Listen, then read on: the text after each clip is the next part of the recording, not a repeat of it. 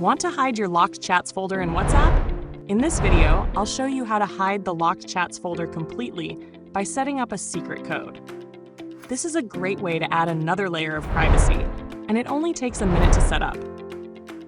To begin, open WhatsApp on your phone. At the top of your chat list, tap on the Locked Chats folder.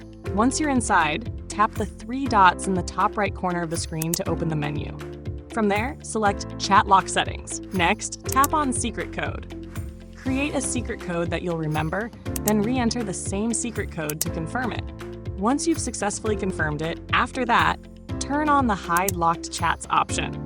Once enabled, the Locked Chats folder will disappear from your main chat list.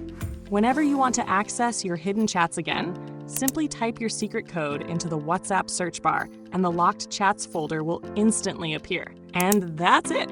Your locked chats are now hidden for even more privacy.